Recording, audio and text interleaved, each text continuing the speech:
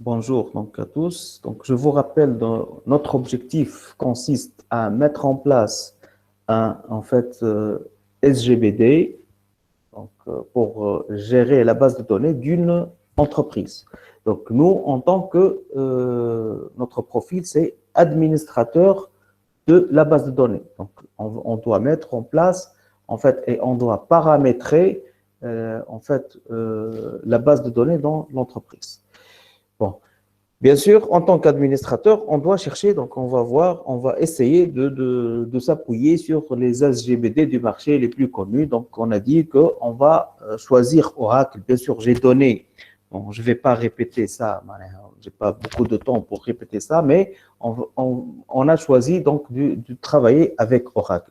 Donc, en tant qu'administrateur, je dois connaître de près comment l'architecture, c'est-à-dire d'Oracle, et comment Oracle il traite les requêtes SQL. Donc, c'est ça l'objectif. N'oublions pas aussi que, le SGBD, donc, qu'on va mettre en place dans l'entreprise, donc, c'est un SGBD multi-utilisateur, c'est-à-dire que plusieurs utilisateurs peuvent accéder en même temps sur la base, sur le contenu de données de l'entreprise. Et moi, en tant qu'administrateur, donc je dois veiller à assurer une bonne cohérence entre ces utilisateurs et au niveau aussi accès des données. Donc c'est ça notre objectif.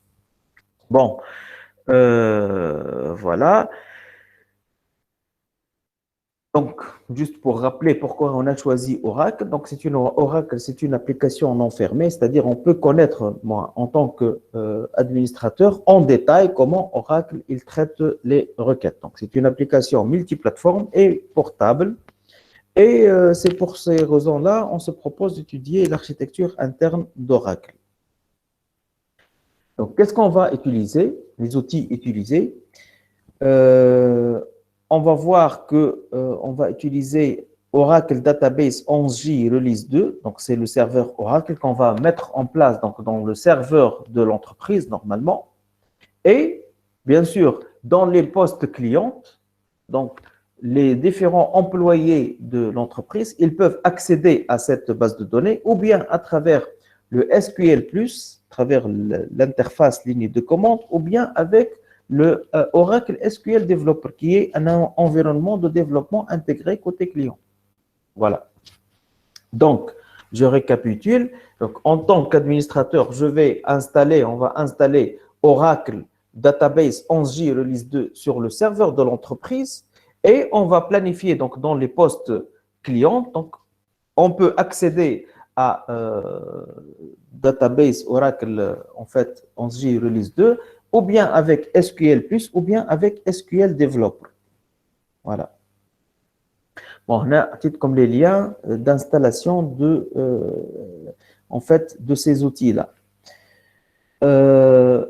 Donc voilà, l'exploitation d'Oracle s'effectue de cette façon-là. Donc l'utilisateur, il va accéder, c'est-à-dire l'employé de l'entreprise, à travers Oracle SQL Developer ou bien à travers l'invite de commande SQL+, et il va faire la connexion avec,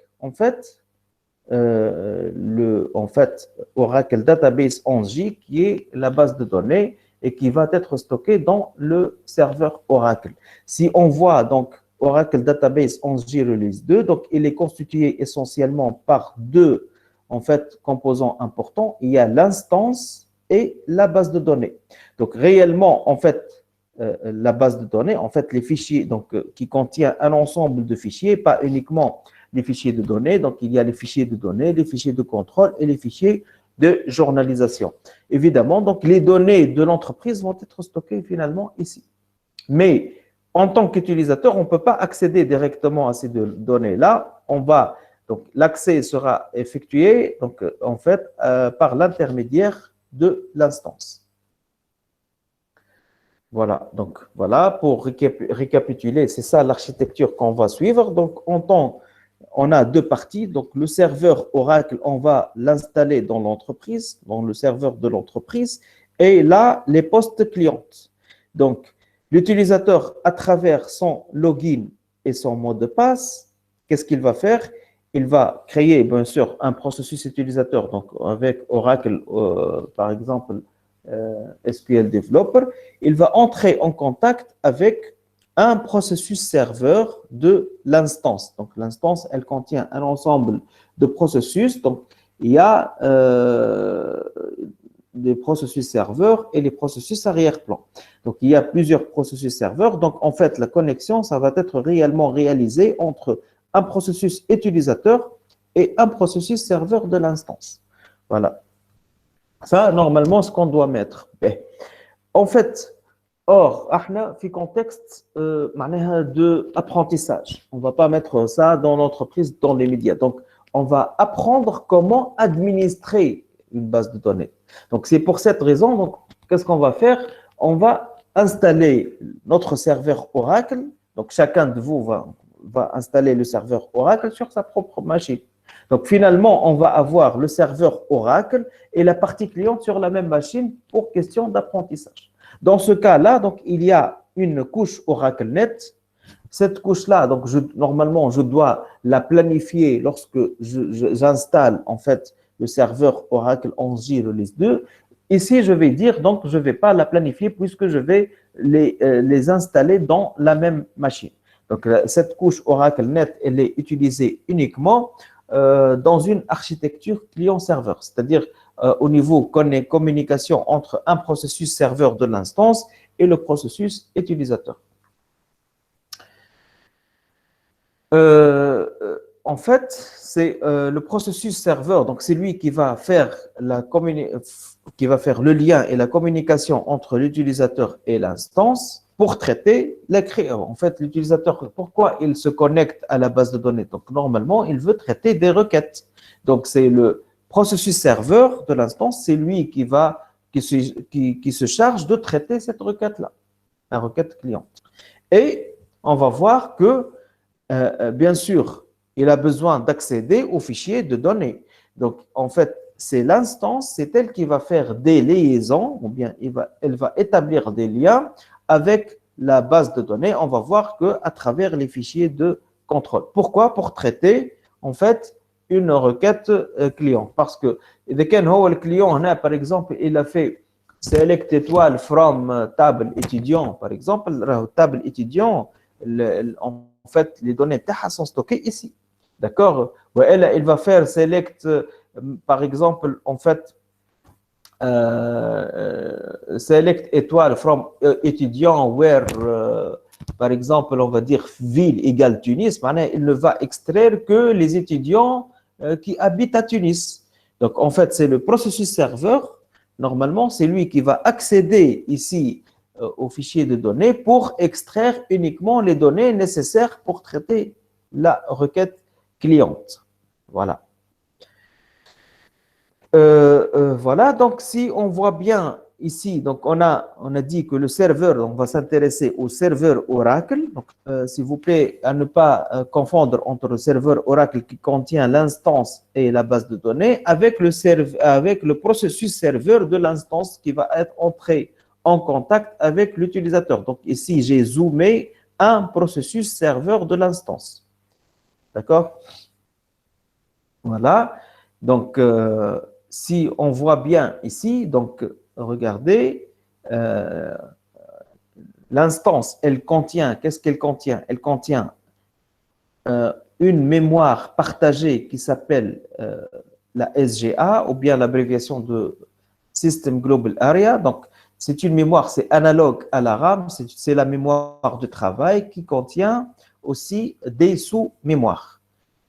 Et un ensemble de processus arrière-plan et un ensemble de processus serveur. Donc ça, c'est le contenu de l'instance. La base de données, elle contient 3 types de fichiers. Les fichiers de données, les fichiers de contrôle et les fichiers de journalisation. Bien sûr, on va détailler en fait, les différents composants de l'instance et les différents composants aussi de la base de données dans la suite. Bien. Donc, l'exploitation de Oracle Database 11J Release 2 va être effectuée ou bien par le Oracle SQL Developer, on a dit, qui est un environnement intégré côté client, ou bien à travers le SQL+, à travers les lignes de commande. Alors, la première étape à faire normalement, c'est installer Oracle Database 11J Release 2. C'est ça la première étape à faire. D'ailleurs, bon, voilà, ça c'est en fait un premier écran sur l'état de l'installation. Lorsque donc, je suis arrivé au niveau la couche Oracle Net, donc il me donne le choix ici. Donc, en fait, est-ce que je vais utiliser en fait le serveur Oracle et la partie client dans la même machine ou non? Donc, ici, j'ai le choix. Donc, j'ai choisi la première parce que, comme j'ai dit tout à l'heure, au niveau remarque, donc on va installer ça et utiliser ça, c'est pour au côté apprentissage. Donc, lorsque on va installer ça dans une entreprise, normalement, on doit choisir la deuxième parce qu'on va utiliser la couche, on va dire OracleNet et planifier l'architecture client-serveur. Donc, ici, la couche OracleNet n'est utilisée que dans une architecture client-serveur.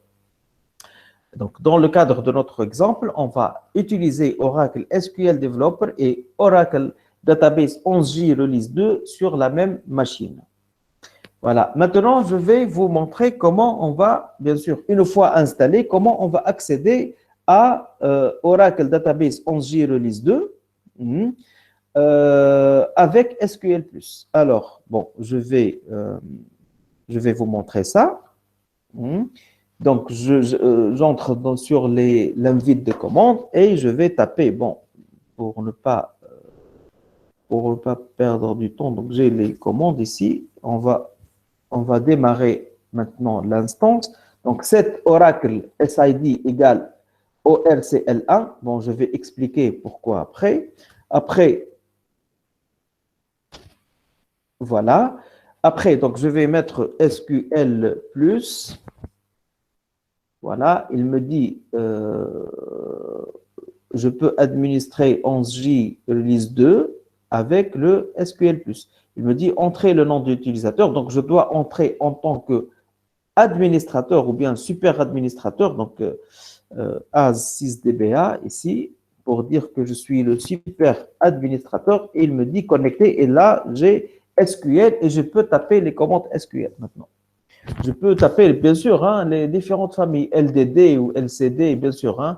D'abord, je dois créer les objets. Donc, maintenant, je peux créer les tables. Mais moi, je suis entré en tant que super administrateur. Donc, je peux créer les tables, les objets, etc. Mais là, je vais m'intéresser précisément à l'administration de la base de données. Donc, comment administrer, en fait, les paramètres de l'instance et les paramètres de la base de données. Alors, je peux visualiser l'état de l'instance en tapant cette commande-là, select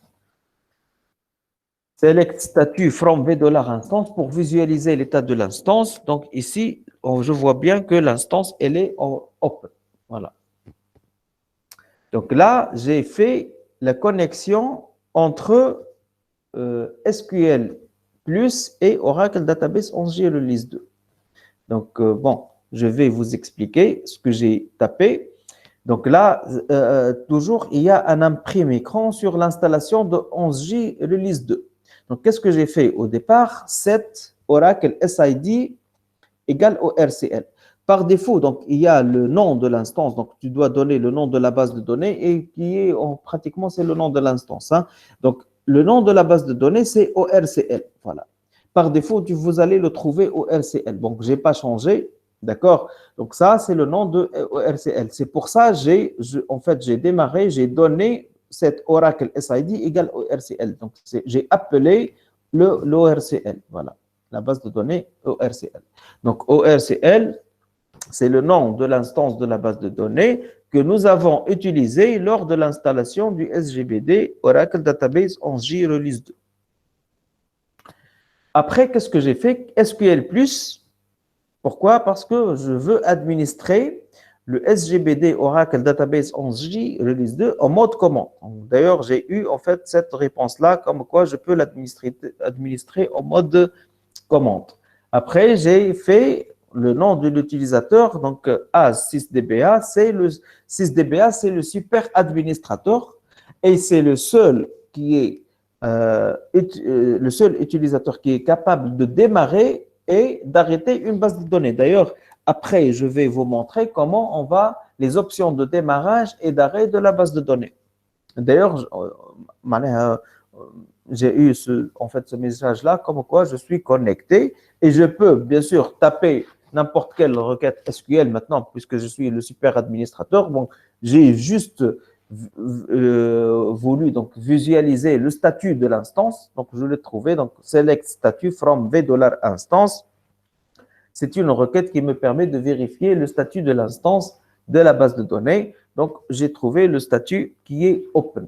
Bon, ici, je vais expliquer aussi le V$, ici. Donc, c'est-à-dire, c'est un accès, en fait, vu de performance dynamique, c'est-à-dire, c'est un accès dynamique aux paramètres de l'instance. Je peux connaître les informations sur les paramètres de l'instance et c'est uniquement le super administrateur qui peut exécuter et voir le contenu de ça. Hein. C'est-à-dire, en fait, les vues de performance dynamique, donc on va étudier, vous allez comprendre ça pratiquement lorsque je vais énoncer le dictionnaire de données Oracle, mais pour le moment, on doit savoir que uniquement l'administrateur, il peut utiliser en fait, cette notation-là et visualiser par exemple, ici, l'état de l'instance. Vous avez compris, ça va? Monsieur, belle question. Hey. في المستنسين احنا بار اكزومبل بعد ما نصبوا الاوراكل لونجي ريليز 2 جينا معناتها معاه كي تعمل في الريشيرش بار اكزومبل في الويندوز ولا حاجه تلقى معناها اوراكل اس كيو ال كوماند لاين. شنو الفرق بين كي نرانيوه من غاديكا وكي نرانيوه من السي ام دي؟ نفس الحاجه ولا؟ اس كيو ال تقول استلقى ران اس كيو ال كوماند لاين ما نعرفش حاسيلو انترفاس تنجم تخدم بها لي ريكيت نتاعك. هذاك هو نفسه الاس كيو ال بلس يليس. هذاك يا اما لانفيت دو كوموند معناتها سي سا. اي فوالا لانفيت دو كوموند تاع اس كيو ال ديريكت نفس الحاجه معناها. اي هذاك لانفيت دو كوموند سي سا. اس كيو ال بلس لانفيت دو كوموند وي. مي انا هنا بون عندي شوا دونك انا خدمت باللانفيت دو كوموند. طب باش نوريك comment faire la connexion avec le SQL développeur. D'accord. Donc là هاني باش نخدم ال SQL développeur توا باش نعمل une nouvelle connexion. Bien sûr هذا je vais l'installer, d'accord. Et هذا donc هو c'est juste on va dire c'est معناها on va معناها en fait c'est un outil côté client معناها c'est utilisé côté client hein. Donc voilà, qu'est-ce que je vais faire? Bon, je vais faire une nouvelle connexion. Entoma L2, ça met L2, c'est S03, Entoma, groupe 3. Oui, monsieur. C'est S groupe 3. Voilà, qu'est-ce que je dois mettre? Je dois mettre donc nom d'utilisateur 6, le mot de passe 6 et surtout le rôle, je suis 6DBA. Uniquement, on a dit que celui qui a le rôle 6DBA, c'est le super administrateur. Ou femme un seul. Bien sûr, un seul administrateur. On peut faire une hiérarchie d'administrateurs. D'accord? Bien sûr, dans l'entreprise, il a une tâche bien précise. Mais le super administrateur, donc c'est un seul. C'est lui vraiment, on va dire, c'est lui l'administrateur des administrateurs. C'est lui qui va tout administrer. Et nous, on est entré maintenant en tant que super administrateur. Alors, le SID, c'est ORCL. Bon, dans le cas de c'est ORCL1. ORCL1. Bon, il faut faire juste attention au niveau port. Parfois, il y a un problème de communication au niveau port. Par défaut 15-21. Dès qu'il y a un problème, il ne s'est pas connecté, il faut le 15-22. Et je vais faire la connexion. Voilà, donc normalement, ZL2, voilà, je suis connecté. Maintenant, je peux en fait exploiter le 11J release 2. Voilà. Donc, le nom de la connexion, L2, c'est S03. Je le trouve ici. Je peux faire plusieurs connexions. Bien sûr, elle a ses propres caractéristiques. Et là, bien sûr, je peux visualiser, qui m'a chauffé, en fait, l'état de exemple, hein, je peux voir l'état de l'instance. Donc, voilà, select statue from v$ instance et je vais exécuter. Je vais trouver, donc, open. Voilà. D'accord? Donc, qu'est-ce que j'ai fait pour, bien sûr, connexion, mais à travers le Oracle SQL Developer. Donc, on a une nouvelle connexion. Après, donc, le nom de la connexion. En fait, je dois mettre ici nom d'utilisateur 6.6, mot de passe 6, mais je dois choisir le rôle 6DBA. Voilà. Et finalement, donc, je dois mettre le SID, donc le nom que j'ai, en fait, le même nom, je dois le mentionner avec le nom que j'ai déjà mis lors de l'installation de l'instance de Oracle 11J Release 2. Voilà, c'est ça. Après, Hatit connexion et bien sûr, bon, normalement, je suis connecté comme ça. Voilà. Maintenant, on va voir une procédure. Donc, jusqu'à présent, les connexions. Donc, ça va jusqu'à présent, ça va? Oui, monsieur. Ben, maintenant, on va entrer en détail, petit à petit en détail. On va faire une présentation générale sur l'architecture Oracle 11J Release 2. Alors, هذه هي الكونيكسيون اللي سميتها أنا توا سميتها أنا L2 سميناها أنتم L2 c'est S03 c'est ça. هذه هي L2 c'est S03 c'est ça. معناها entre un processus utilisateur et un processus serveur. Voilà. Maintenant, on va étudier l'architecture globale de Oracle. Donc, en fait, le serveur Oracle, il comporte deux éléments distincts. Donc, il y a l'instance, comme on a dit, et la base de données. C'est ça. Donc, l'objectif, c'est d'étudier ça en détail et comprendre le fonctionnement des composants de l'instance et aussi de la base de données. Donc, si on voit bien l'instance, par quoi elle est composée? Par comme on a dit, une zone de mémoire partagée qui s'appelle SGA. C'est analogue à la RAM. Hein. SGA, c'est System Global Area. Il y a un ensemble de processus arrière-plan. D'accord?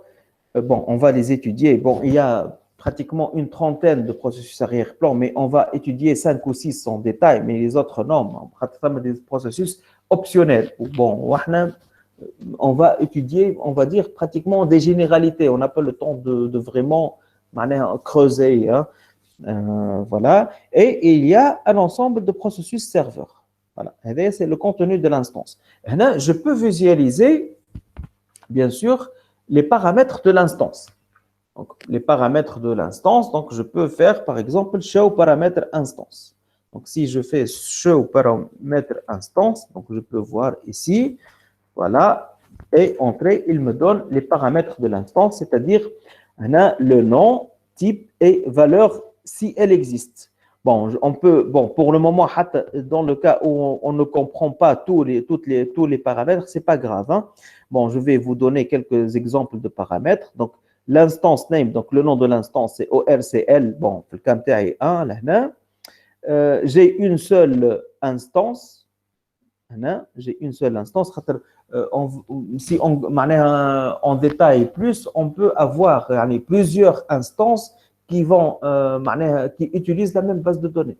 D'accord? Mais on va pas voir ça. Donc, c'est trop détaillé et on n'a pas de temps. Donc, mais on va travailler une instance pour une base de données. Alors, en fait, le type de l'instance, c'est RDBMS, c'est pour dire la base de données relationnelle.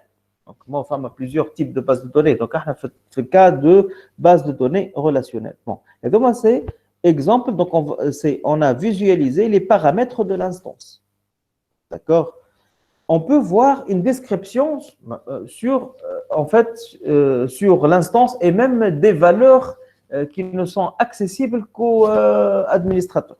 Donc, je vais faire desk, c'est-à-dire description, $instance. Je vais voir ça. Description $, instance.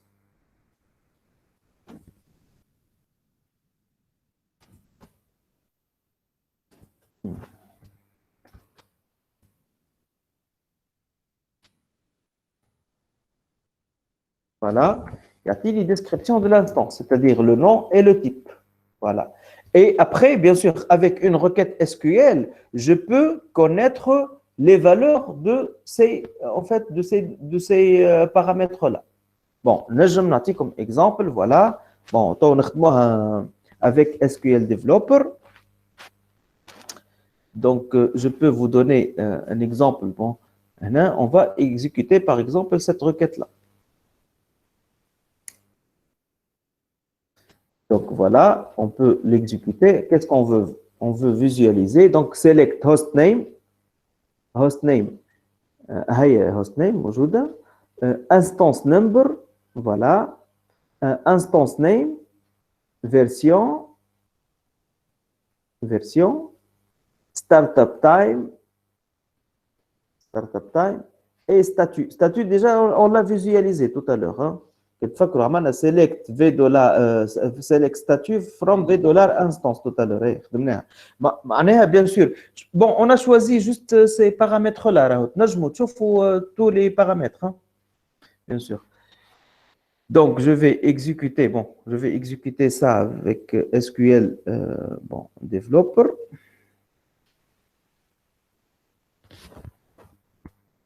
Ah. Bon, voilà, un article d'exécution.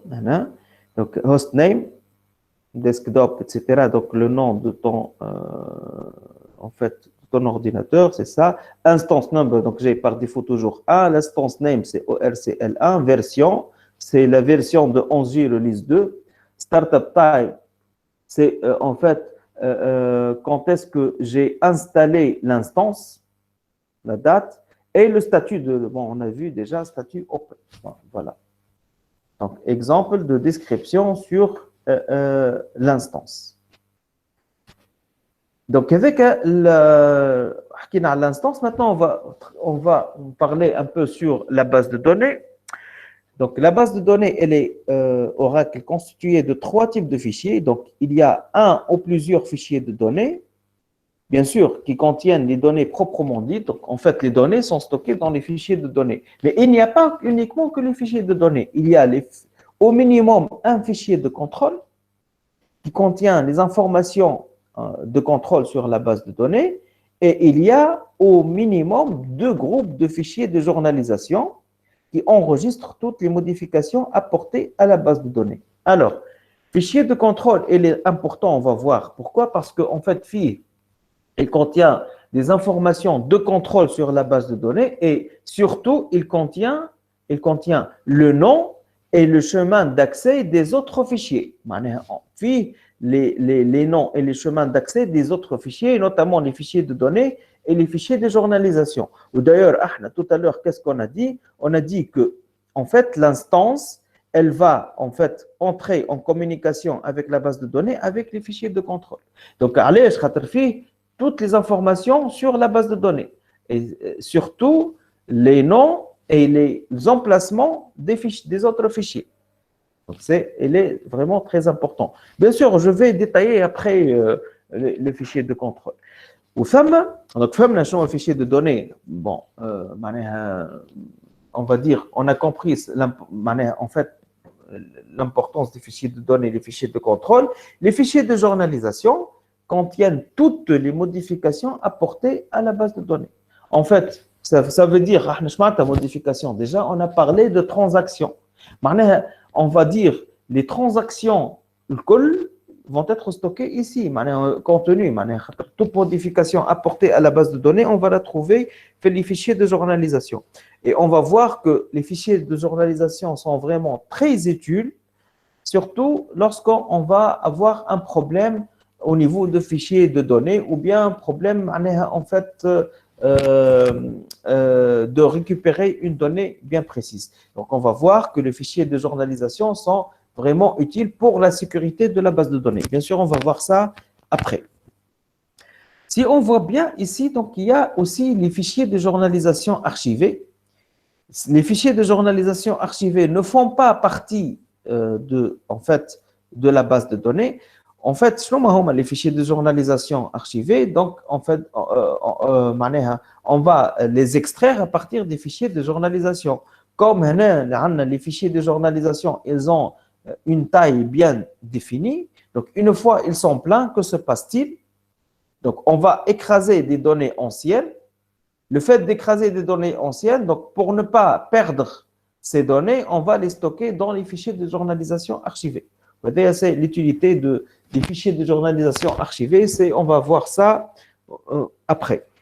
Donc, bien sûr, en fait, auparavant, l'entreprise, quand sous-sol de l'entreprise, fait l'archive, fait les dossiers de données anciennes, d'accord? Mais maintenant, l'archive, elle est automatisée. Voilà, donc dans les fichiers de journalisation archivés. Et pourquoi ils ne font pas partie de la base de données? Pour ne pas surcharger la base de données. Voilà. Donc, on chauffe après que, une fois ces fichiers de journalisation sont pleins, il y a un processus, voilà, arrière-plan, l'instance, qui s'appelle ARC ou bien d'archivage. C'est lui qui va écrire le contenu qui va être en fait écrasé dans les fichiers de journalisation, archivés. On peut voir donc le contenu de la base de données qui m'a chauffé tout à l'heure, description V$ instance. Je peux voir aussi desk, c'est-à-dire description de la base de données. Donc desk V$ database. Voilà, je peux l'exécuter.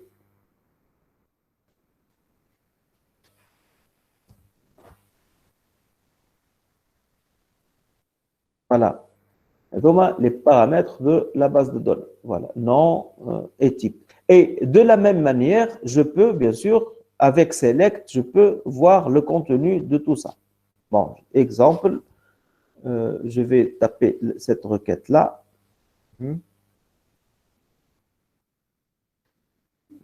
On peut la taper avec SQL Developer. Mais même avec SQL+, c'est la même chose. Hein. Donc voilà, je vais l'exécuter.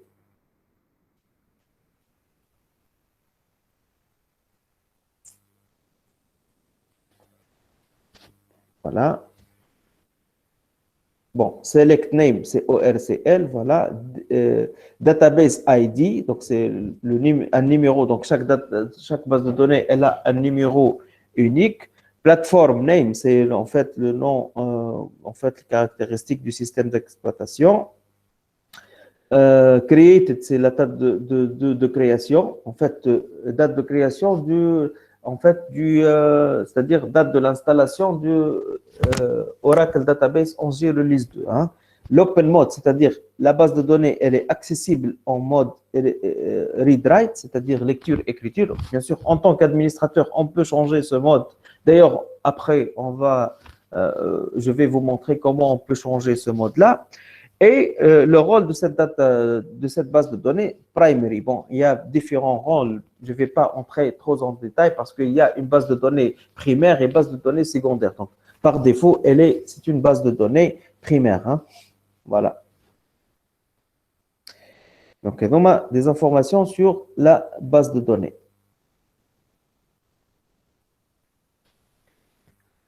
Ben, maintenant, je vais parler du fichier de paramètres qui est très important et très utile. Alors, c'est quoi le fichier paramètres? Jusqu'à présent, ça va?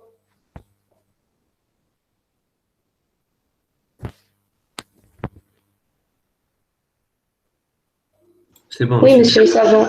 Ben, regardez.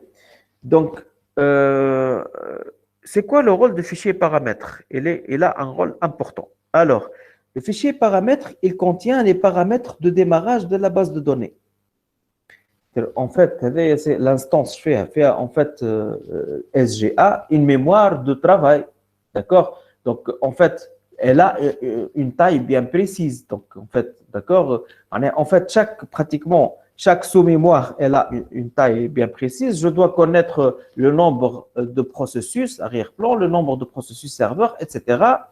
Donc, en fait, je dois connaître l'emplacement du fichier de contrôle parce que en lisant le fichier de contrôle, je peux connaître l'emplacement des autres fichiers, c'est-à-dire les fichiers de données et les fichiers de journalisation.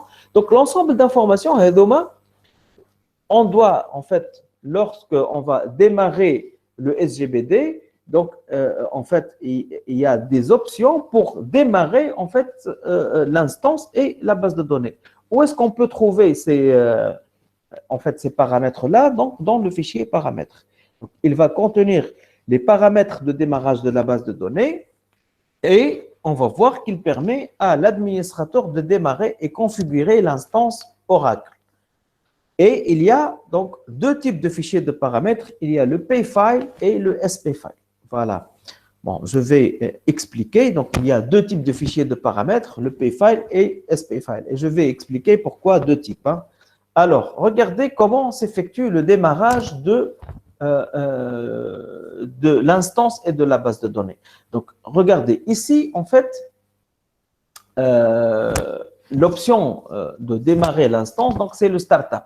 D'ailleurs, juste après, je vais vous énoncer les différentes configurations nécessaires pour démarrer et d'arrêter l'instance. Mais en fait, startup, c'est pour démarrer l'instance. L'instance est bien sûr éventuellement la base de données. Donc ici, l'administrateur, il a tapé un startup. Que se passe-t-il?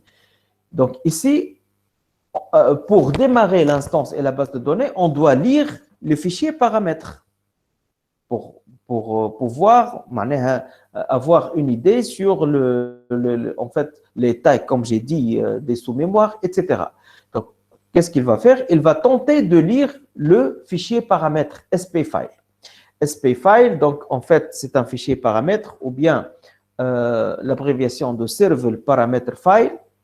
Et ici, son chemin d'accès, d'ailleurs, je vais vous le montrer après.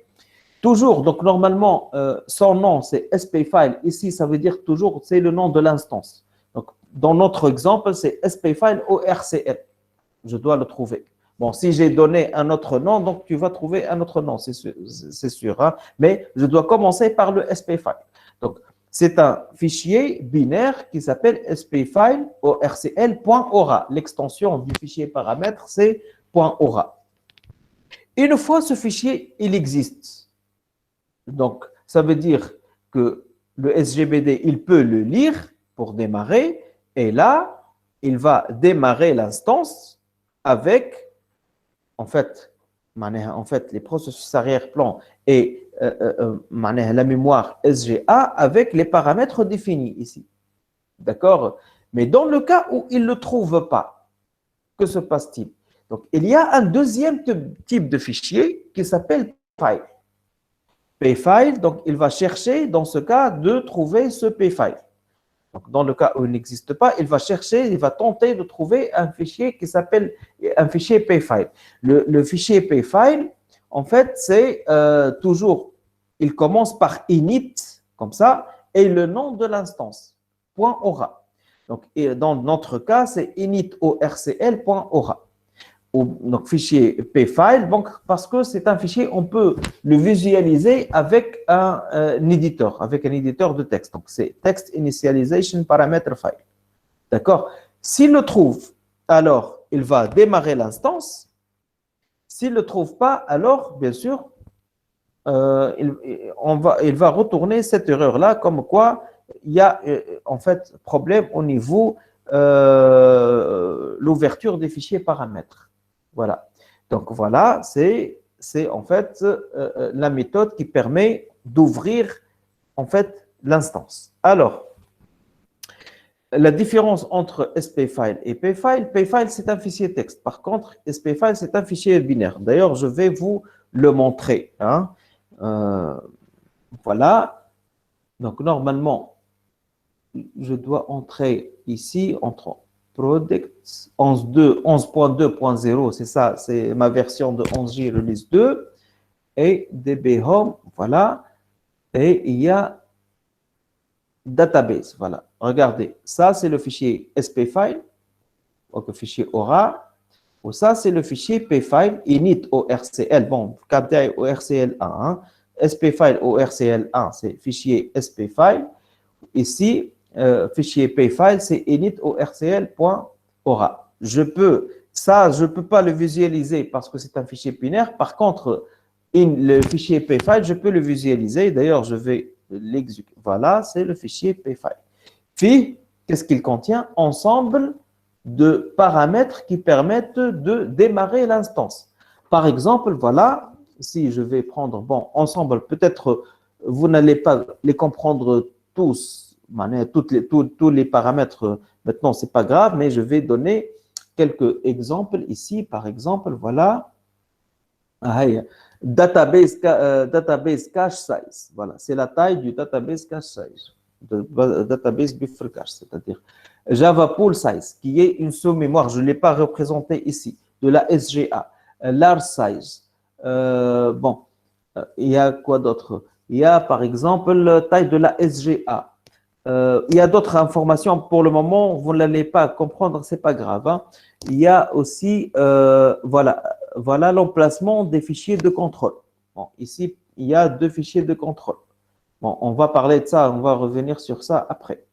Il y a quoi d'autre? La taille du bloc Oracle. Donc, ça, on va le voir aussi. Voilà.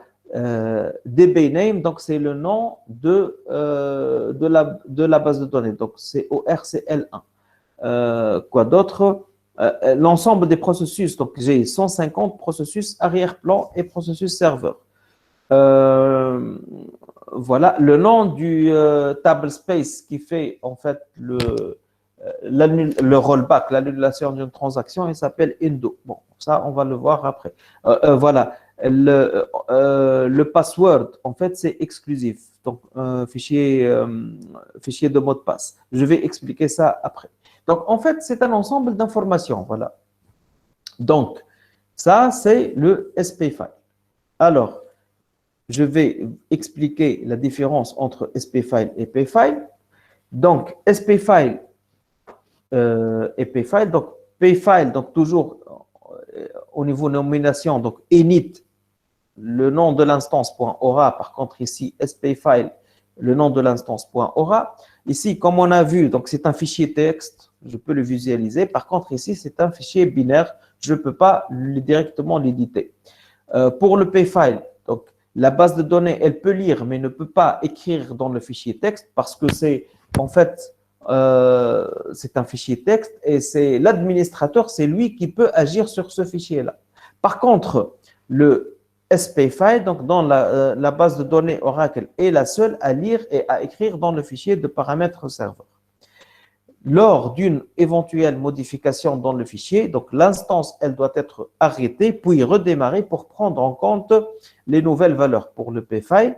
Par contre, pour le SPFile, les modifications effectuées sur le fichier sont prises en compte automatiquement, même si la base de données, elle est ouverte. D'accord? Donc, ici, on parle de modification manuelle. Par contre, ici, modification automatique. Là, en cas de problème, si j'ai un problème au niveau SPFile, je peux le créer avec le Payfile et vice-versa. C'est-à-dire, je peux faire create Payfile from SPFile ou bien create SPFile.payfile. Voilà. Donc, regardez, selon vous, quel est le meilleur, SPFile ou la Payfile finalement?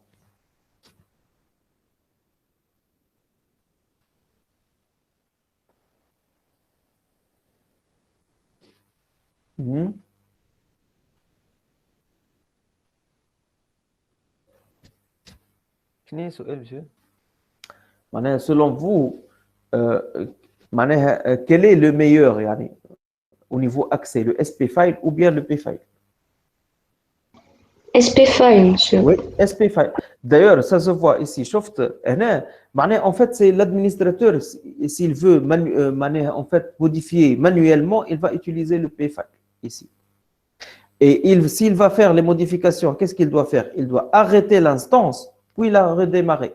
Par contre, ici, avec le SPFile, je peux modifier même si la base de données elle est ouverte. Donc, c'est automatique. Donc, évidemment, donc, on préfère le SPFile. D'ailleurs, ça se voit, regardez, lorsque en fait, le SGBD, il tente de démarrer, d'abord, il cherche à trouver le SPFile. S'il ne trouve pas, s'il le trouve, donc c'est bon, donc il va démarrer l'instance et la base de données, d'accord? Mais s'il ne trouve pas, il va essayer de tenter de trouver le payfile. S'il trouve le payfile, donc il va démarrer l'instance et la base de données, sinon, on va avoir une erreur. Alors, maintenant, est-ce que le payfile et spayfile, est-ce qu'ils contiennent les mêmes informations? Oui, non. Oui, c'est ça. Oui, il contient les mêmes informations. D'ailleurs, j'ai l'opportunité, regardez, de créer, si j'ai un problème au niveau payfile, je peux le créer à partir de spayfile et vice-versa. Vous avez compris l'importance du fichier paramètre?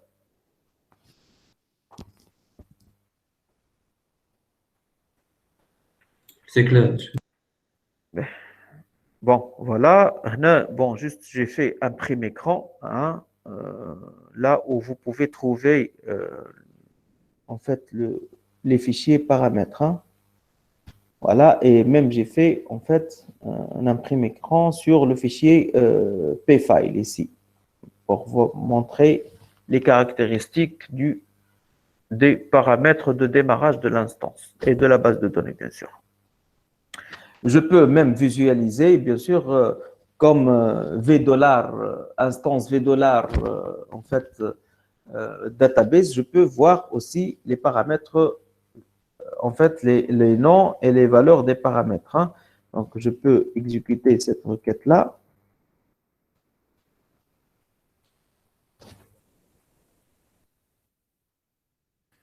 Select name value from V$ paramètres. Voilà, Atini, regardez les paramètres. Donc, il y a plusieurs informations ici. Hein. Voilà. Là, au niveau affichage, est-ce que je peux en fait, c'est pas la peine pour le moment. L'affichage, normalement, en fait, je l'ai réinstallé normalement. D'ailleurs, l'affichage, c'est mieux. Hein, normalement, c'est comme ça. Bon, c'est pas grave hein, pour le moment. Donc, voilà. Yatik, en fait, voilà, regardez. Donc, est-ce qu'il va consulter le payfile ou bien le spayfile selon vous? SPFile. spayfile.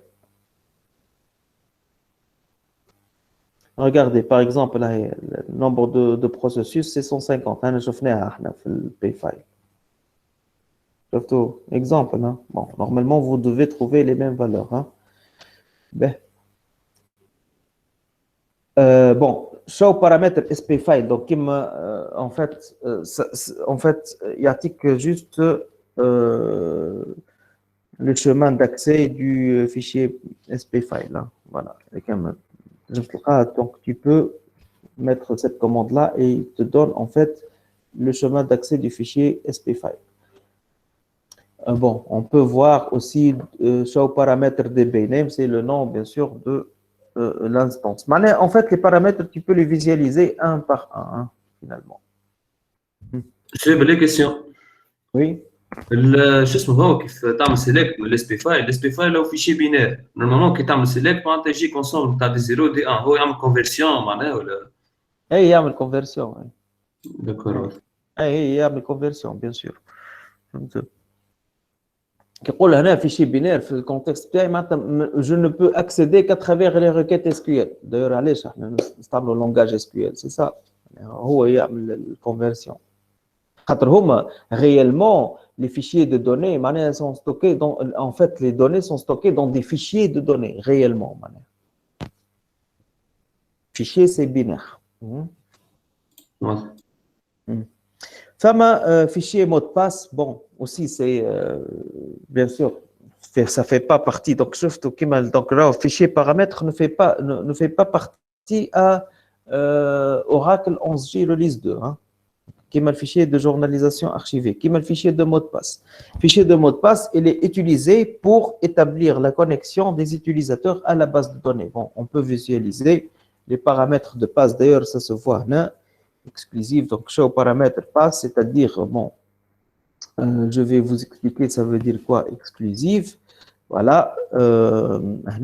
Ça veut dire que le mot de passe de l'utilisateur, il n'est utilisé que sur Oracle. Hein. Dans le contexte de l'entreprise, l'entreprise, l'employé n'a une propre machine. Par contre, il a sa propre session. Il va émettre une session dans le système d'exploitation. Il peut عنده login ou le mot de passe تاعو تاع système d'exploitation هو اللي نجم معناها il peut connecter sur n'importe quelle machine, il aura ses propres informations. Là, si j'ai mis exclusive, en fait, le login ou le mot de passe, c'est spécifique en fait, l'Oracle. Je ne peux pas utiliser en même temps le même nom, login et mot de passe sur la session que sur Oracle. Bon, je peux visualiser en fait la liste des password file user.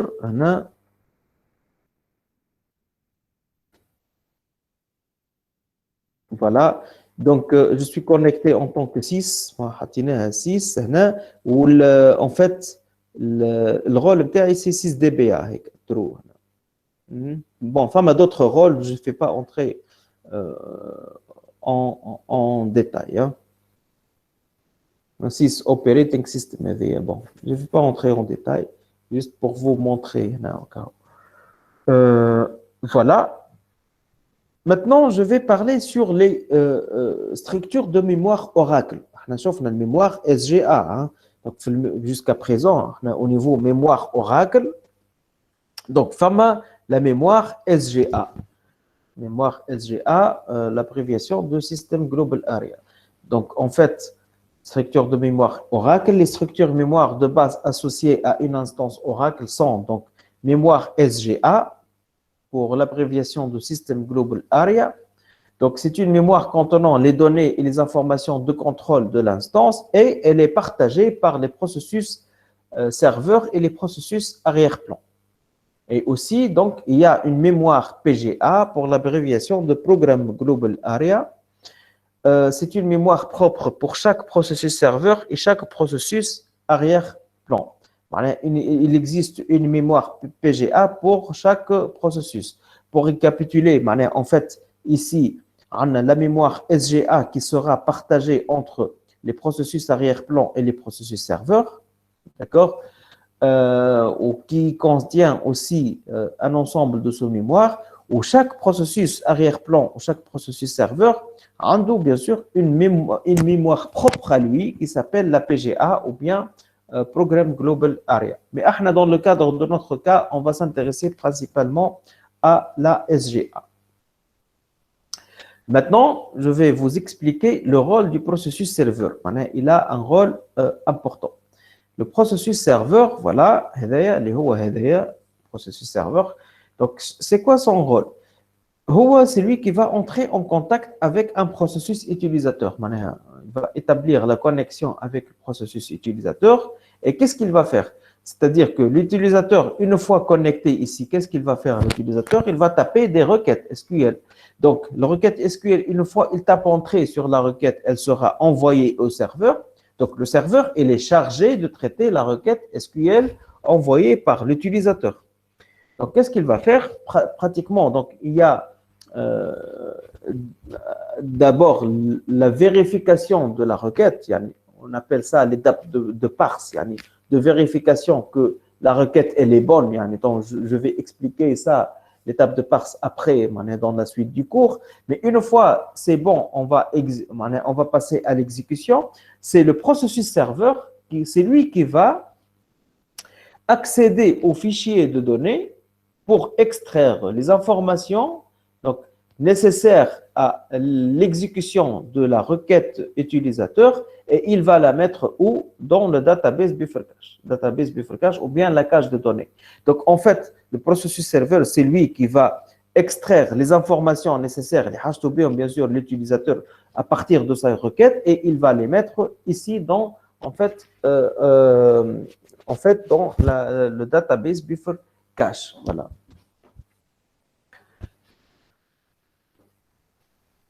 Donc, quel est le rôle du processus serveur? Bon, juste un autre point ici. Je vais parler sur les modes de communication entre processus serveur et processus utilisateur. Il y a deux modes de communication. Le mode partagé et le mode dédié. Le mode dédié, ça veut dire quoi? Ça veut dire que Oracle, il va planifier un processus serveur pour chaque processus utilisateur. Et le mode partagé, ça veut dire que Oracle, il va planifier un processus serveur pour un ensemble de processus utilisateurs. N'oublions pas, Raho, on a fait contexte d'un SGBD multi-utilisateur, l'entreprise. Yani, tous les employés, pratiquement, ils vont accéder à la même base de données. Donc, j'ai plusieurs processus utilisateurs qui vont accéder pratiquement à la même base de données. D'accord? Oracle, qu'est-ce qu'il va faire? Il va, on va dire, utiliser le mode dédié, le mode par défaut, c'est-à-dire il va planifier un processus serveur pour chaque processus utilisateur, ou bien il va partager un serveur entre un ensemble de processus utilisateurs. Voilà. Donc, c'est ça, ce que je viens de dire, c'est ici, donc le processus serveur.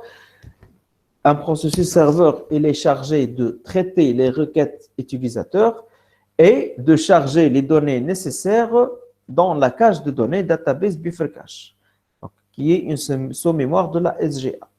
Bien sûr, à partir des fichiers de données. Et il y a deux modes de communication entre processus serveur et processus utilisateur.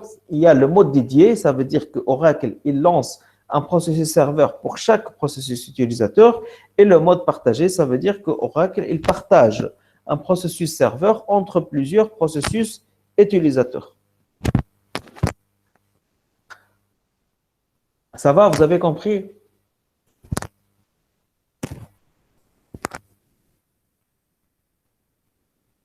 C'est clair, monsieur. Les processus arrière-plan, évidemment, donc les processus arrière-plan ont chacun un rôle bien précis dans le fonctionnement de l'instance. Et c'est eux qui vont permettre d'établir la communication entre les sous-mémoires de la SGA et les fichiers physiques d'Oracle. Bon, là, bien sûr, c'est les processus arrière-plan qui vont faire le lien entre les sous-mémoires de la SGA et les fichiers physiques de la base de données. Bien sûr, que le processus est là, on va dire, un rôle bien défini. Par exemple, bon, bien sûr, on va étudier en détail. Par exemple, ici, le database writer, c'est lui qui va écrire le contenu modifié, du database buffer cache dans les fichiers de données. Le log writer, par contre, lui, il va écrire le contenu modifié du redo-log buffer dans les fichiers de journalisation.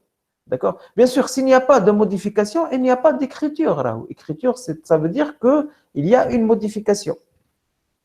Bon, il y a d'autres processus arrière-plan. Bon, on va voir en détail leur rôle après. Essentiellement, on va vraiment les utiliser. Donc, c'est pour ça qu'on a dit que les processus arrière-plan ont chacun un rôle bien précis dans le fonctionnement de l'instance et permettent d'établir la communication entre les sous-mémoires de la SGA et les fichiers physiques d'Oracle. La plupart des processus arrière-plan sont lancés au démarrage de l'instance et arrêtés lors de l'arrêt de l'instance.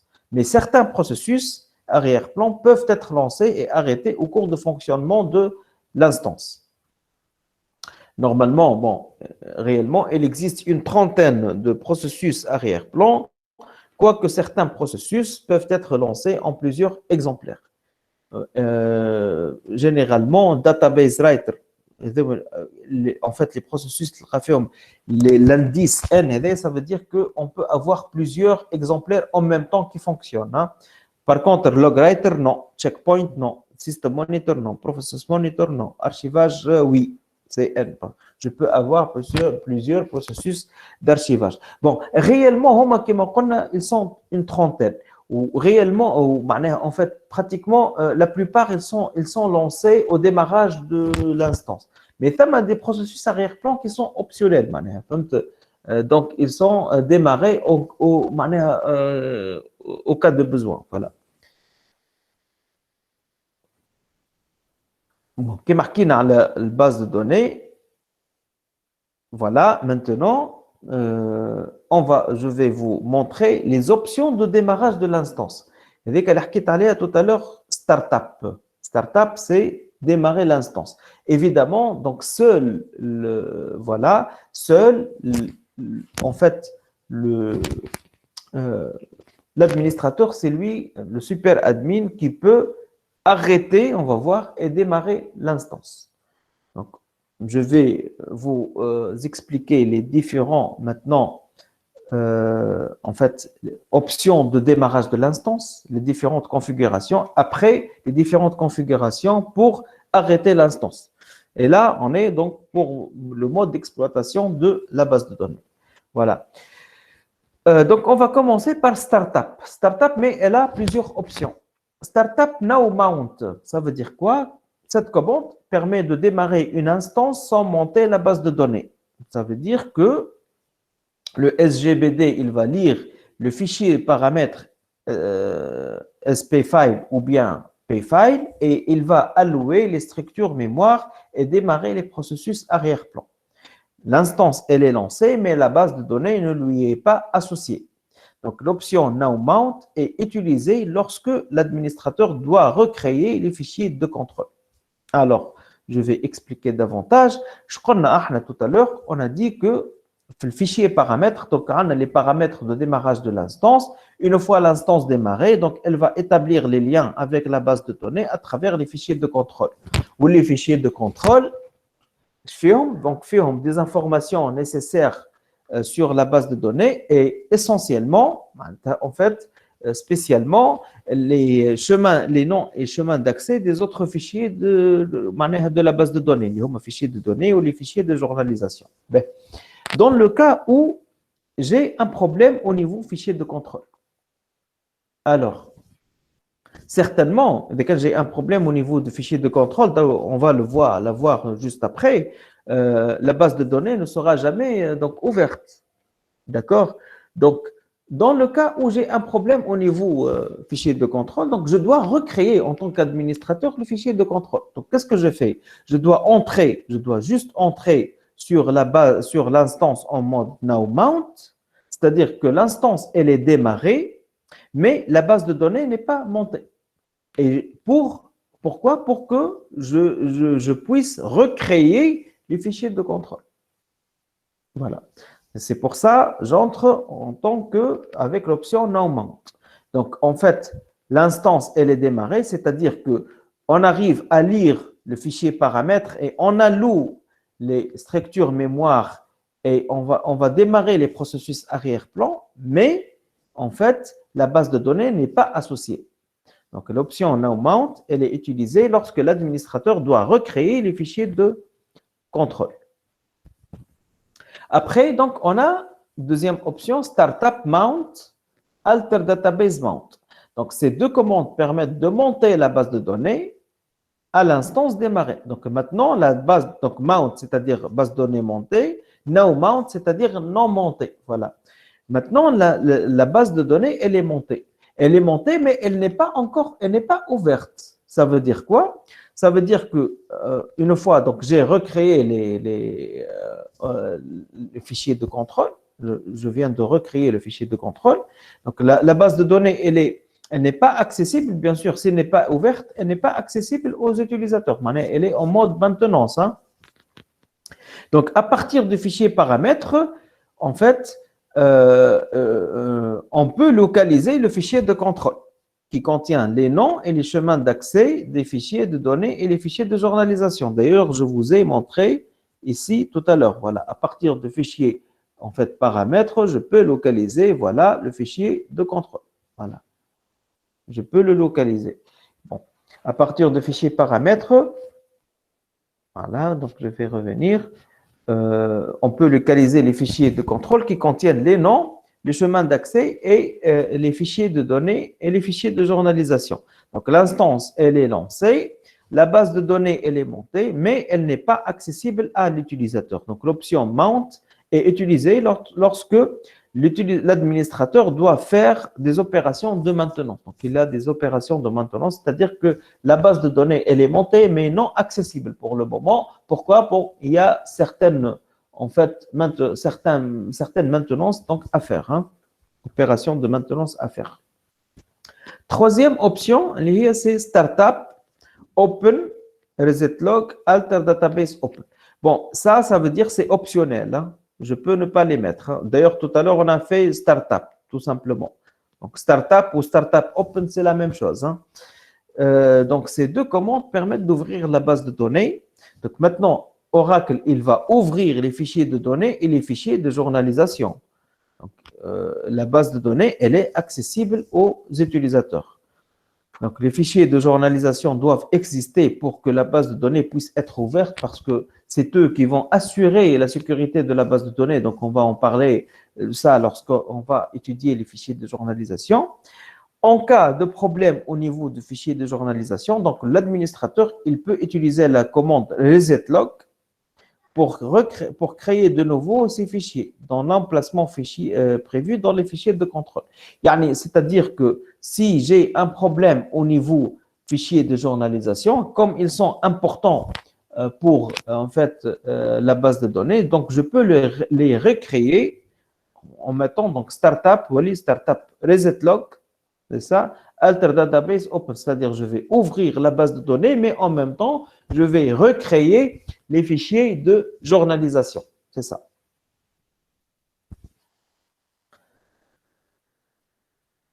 Ça va jusqu'à présent? C'est bon. Oui, monsieur. Il y a d'autres méthodes d'ouverture de la base de données كما شفنا tout à l'heure alter database open read only. معناها وقت اللي هو l'administrateur il tape cette commande là معناها la base de données elle sera ouverte oui mais elle ne sera accessible aux utilisateurs qu'en mode lecture. معناها même si les utilisateurs ils ont le droit de modifier ils ne peuvent pas le faire. La base de données elle est ouverte en mode lecture seulement. D'ailleurs, en fait, tout à l'heure, les caractéristiques, elle est ouverte par défaut read-write, tout à l'heure. Hein. Donc, cette commande permet d'ouvrir la base de données en lecture seule. L'administrateur, donc, il va utiliser cette option pour empêcher les opérations de modification, insert, update et delete. Il y a un autre mode, donc Startup Restrict. Donc, cette commande permet d'ouvrir la base de données en mode restreint. Ça veut dire que, en fait, pas tous les utilisateurs peuvent accéder à la base de données. Donc, certains utilisateurs qui peuvent accéder à la base de données. Bon, là, pour ne pas surcharger peut-être la base de données. Bon, seuls les utilisateurs qui détiennent les droits Create Session et Restrict Session, en fait, les privilèges, bon, normalement, malheureusement, on n'a pas le temps, mais normalement, c'est un cours qui est très riche, où en finalité, normalement, le LCD, le langage de contrôle de données avec SQL, si vous avez étudié ça ou non, plutôt les gestions des privilèges.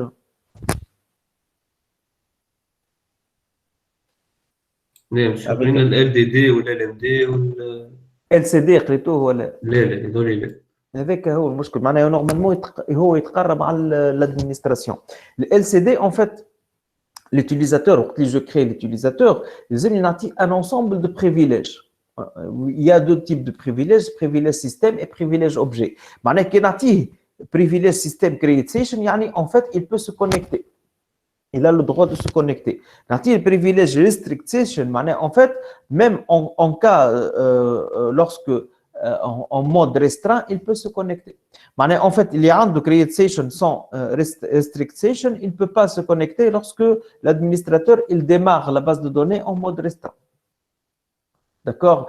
Voilà qui m'en colle au mode restreint, pas tous les utilisateurs qui peuvent se connecter, mais juste un ensemble qui ont un ensemble restreint d'utilisateurs et qui ont en fait le privilège système restrict session qui peuvent se connecter.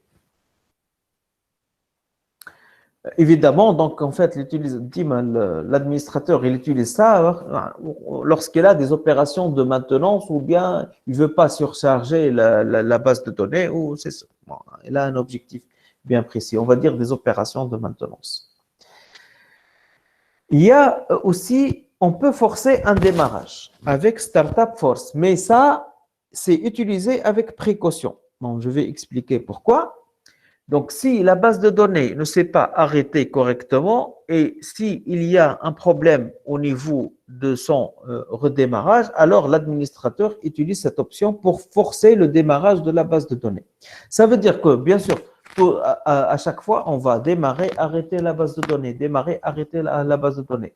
Lorsque, par exemple, si on a eu un problème d'arrêt au niveau, arrêt de la base de données. Donc, l'administrateur, qu'est-ce qu'il va faire? Il doit forcer l'arrêt et aussi forcer le démarrage après. C'est pour ça. Donc, en fait, il va forcer le démarrage. Pourquoi? Donc, en fait, cette commande, elle entraîne un arrêt avec abandon, donc shutdown, abort. Donc, juste après, on va étudier ça. Donc, elle va forcer la fermeture de la base de données et elle va suivre le démarrage de la base de données. Bon, cette option-là, on va la comprendre un peu plus lorsqu'on va étudier les options d'arrêt de l'instance. Donc, je vais étudier les options d'arrêt de l'instance. Ensuite, je vais revenir sur le forcer un démarrage. Bon, au niveau option d'arrêt de l'instance, donc, il y a le démarrage de l'instance, mais aussi il y a les options d'arrêt de l'instance. Alors, toujours, c'est le super administrateur qui peut faire ça. Hein. Même pas les administrateurs, même pas un simple administrateur. Il faut avoir le rôle 6 DBA pour faire ça. Option d'arrêt de l'instance. Donc, il y a le shutdown. Donc, avec l'option shutdown, hein, c'est pour arrêter l'instance. Mais avec shutdown, il y a un ensemble d'options. Shutdown normal. Donc, une fois l'administrateur tape cette commande, que se passe-t-il? Donc, la base de données, elle est fermée. Quand est-ce que? Si tous les utilisateurs soient déconnectés et toutes les transactions soient terminées. Alors, ça veut dire quoi? Une fois que l'administrateur, il tape cette commande-là, alors, la base de données, elle sera fermée. Bien sûr, l'administrateur, il tape cette commande, ça veut dire que il y a des utilisateurs qui travaillent sur la base de données. Voilà. Une fois il tape cette commande-là, alors, les utilisateurs connectés, ils sont connectés, mais une fois ils se déconnectent, ils ne peuvent plus se connecter. D'accord?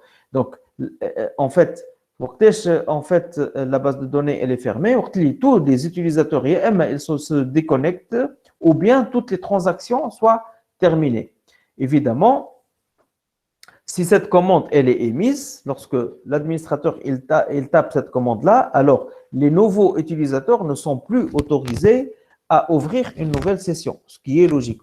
Aucun nouveau utilisateur ne peut ouvrir une nouvelle session. L'inconvénient majeur de cette méthode, c'est le fait qu'on doit attendre la déconnexion de tous les utilisateurs. Si les utilisateurs restent connectés pendant de longues périodes, alors la base de données ne sera pas arrêtée. C'est l'inconvénient de cette option. En fait, avec on va dire, un administrateur, j'ai tapé shutdown normal, ou un utilisateur, il est connecté, la base de données, elle ne sera fermée que lorsque cet utilisateur, il se déconnecte. Tant que cet utilisateur, il est connecté, la base de données ne sera pas fermée. D'ailleurs, c'est un inconvénient de l'option heavy. Voilà.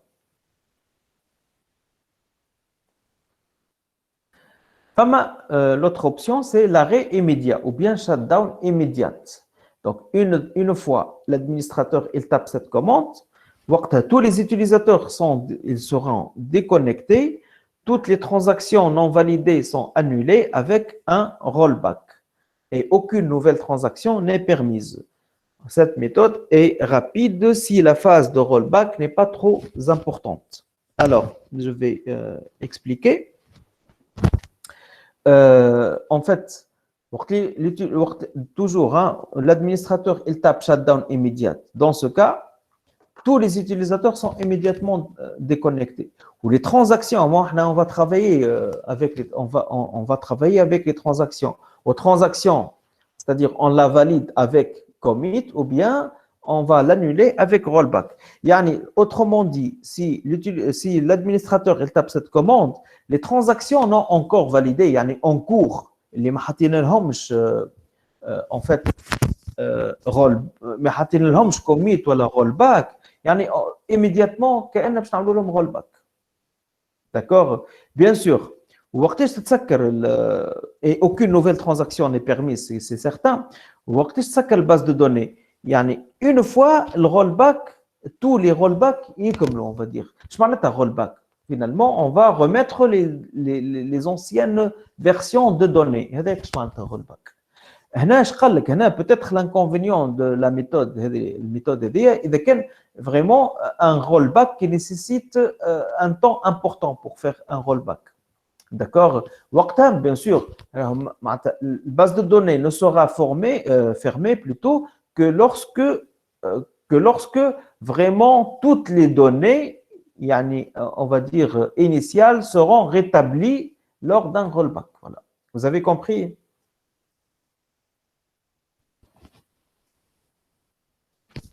Oui, monsieur. Il y a en fait un autre type d'arrêt, donc c'est le shutdown transactionnel. Shutdown transactionnel, donc une fois l'administrateur il tape cette commande, toutes les transactions en cours sont autorisées à se terminer. Voilà. Et les utilisateurs sont immédiatement déconnectés une fois que leurs transactions sont terminées par une validation commit ou par une annulation rollback. Aucune nouvelle transaction n'est permise. Ça veut dire quoi? Ça veut dire que une fois que l'administrateur il tape shutdown transactionnel, alors les utilisateurs connectés, les utilisateurs ils sont en train pratiquement, bien sûr, les utilisateurs qui sont en train de faire les transactions, hein, ils sont autorisés à terminer leurs transactions. D'accord? Ils sont déconnectés. Une fois ils tapent commit ou bien rollback. Une fois ils tapent commit, il va être déconnecté, ou bien une fois il tape rollback, il va être aussi déconnecté. Donc, en fait, la méthode elle est utile si pratiquement si on ne souhaite pas fermer la base de données tant que les transactions ne sont pas terminées. On va protéger nos transactions. Voilà. On va arrêter, mais tout en protégeant les transactions. On doit terminer toutes les transactions. On a une autre remarque, c'est que la phase de rollback, en fait, la méthode elle est utile si la phase de rollback est plus longue que la fin des transactions. Tout à l'heure, arrêt immédiat, l'inconvénient, peut-être que la phase de rollback elle est trop longue. D'accord? Peut-être c'est plus utile en fait dans le cas où phase de rollback elle est importante, donc peut-être on utilise ce moyen, c'est mieux. Voilà. Cette option, c'est mieux. Voilà. Et finalement, donc, on a l'arrêt avec abandon ou bien shutdown abandon. Donc, une fois l'administrateur il tape cette commande-là, alors toutes les transactions en cours sont immédiatement fermées sans attendre l'exécution de commit ou de rollback. Voilà, c'est un arrêt avec abandon. Donc, on va tout abandonner. Même les transactions en cours, on va les abandonner.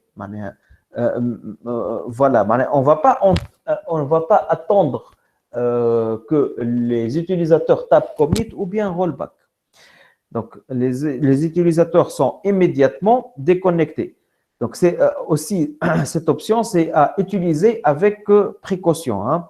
Aucune nouvelle transaction n'est permise. Donc, cette méthode est utilisée dans le cas où l'administrateur rencontre des problèmes pour fermer la base de données à l'aide des trois options précédentes. En fait,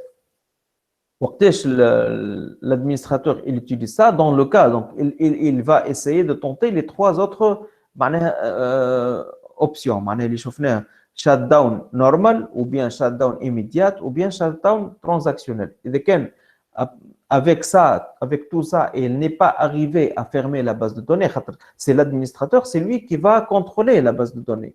Donc, il doit veiller, une fois donc il va quitter, il doit veiller à ce que la base de données soit fermée, parce que c'est à sa charge. On va dire, c'est lui qui s'en occupe. Voilà. D'accord? Dans ce cas, qu'est-ce qu'il va faire? Il va faire le shutdown abondant. Ben, et évidemment, il va faire shutdown abondant. Donc, en fait, lors de son prochain redémarrage, la base de données doit faire l'objet des procédures de récupération. En fait, il y a des procédures de récupération. Bon, je vais expliquer ça. Après, on va les fichiers peut-être de journalisation. Suite à un arrêt avec abondant ou bien abort, donc c'est le shutdown abort. Les chauffeurs tout à l'heure avec le Startup Force. Il vaut mieux que l'administrateur redémarre tout de suite la base de données pour effectuer un arrêt normal, immédiat ou transactionnel afin de fermer la base de données de façon correcte. Ça veut dire que, en fait, l'administrateur il a fait le shutdown abondant, ça veut dire qu'il y a un arrêt immédiat. Donc, qu'est-ce qu'il doit faire? Il doit redémarrer la base de données. Ensuite, il doit la fermer avec shutdown, l'un des trois autres options. Il doit, on va dire, la fermer d'une manière normale. D'accord? L'abondant, lors de son redémarrage, peut-être des procédures de récupération. En fait, récupération, je vais expliquer ça. Peut-être je vais expliquer le phénomène. En fait, selon vous, l'utilisateur, il tape commit, ça veut dire quoi? Il tape commit.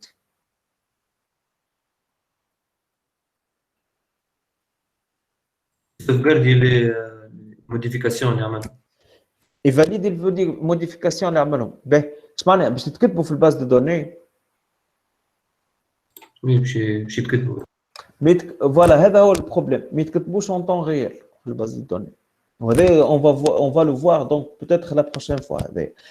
En fait, l'utilisateur, il tape commit, pour lui, les données sont validées. Mais réellement, l'écriture en temps réel dans le fichier de données. تصور في l'instant هذاك يصير shutdown abondant. ايش معناتها؟ شنو الفينومين اللي يصير؟ الفاليداسيون ما تصيرش في الفيشي دو دوني ديالك. فوالا معناها ما تكتبوش في الفيشي دو دوني هكا ولا؟ يا اخي هو يسيفيهم في وسط الجورنال من الاول من بعد يعطيهم الفيشي دو دوني. تو نشوفوا هو هذاك علاش الريكوبيراسيون باش تصير من لي فيشي جورنو بعد. فهمت؟ الريكوبيراسيون راهي باش تصير من لي فيشي جورنو بعد. تو نشوفوا l'utilité des fichiers journaux une fois on va les étudier. فهمت؟ D'accord. Donc, en fait, في الديماراج علاش يقول لك هو إذا كان عملت shut down abondant, il vaut mieux que l'administrateur redémarre tout de suite pour faire les procédures de récupération.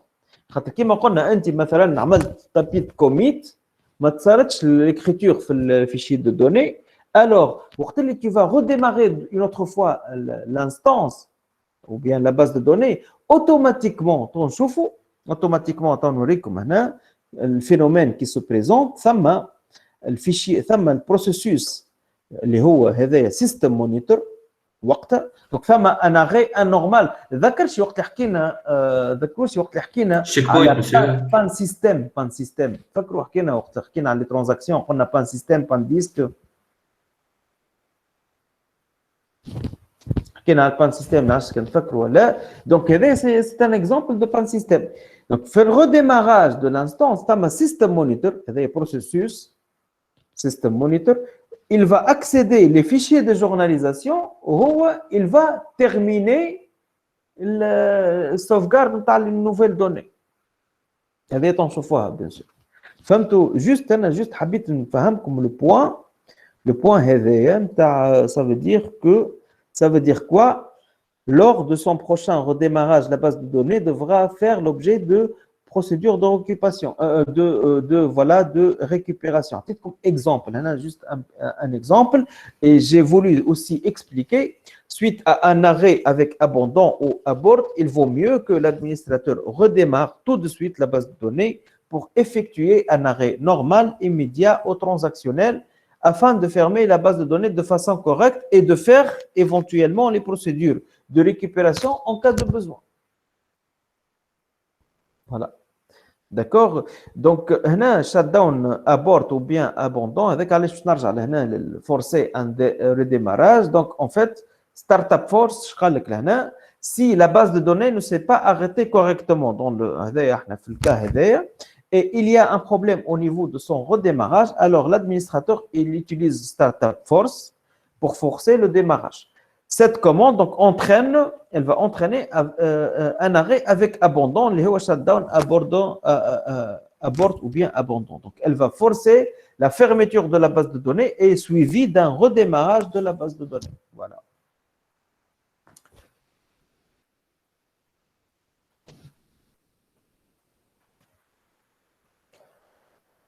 Vous avez compris?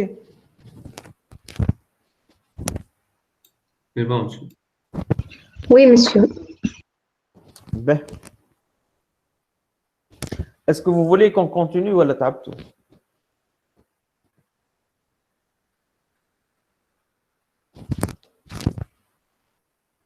On continue? Table شوية monsieur. تعبتوا شوية تحبوا نكملوا une autre fois? C'est مرة أخرى. Ben. Ok. Donc, on va continuer donc, une autre fois. Peut-être je vais planifier une autre séance de rattrapage. Bon, il y a, quand vous voyez, beaucoup de choses importantes, mais malheureusement, le créneau, une séance par quinzaine, الحقيقة ماهيش في بلاصتها الحقيقة. Ça va, vous avez compris? Normalement, ça va, monsieur.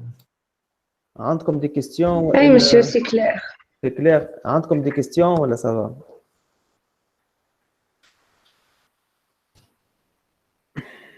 Normalement, c'est clair, monsieur. D'accord, ok, mais là, Inch'Allah, شاهد طيب. Inch'Allah, à la prochaine. Merci, monsieur. De Bislama. rien, bislama, bislama.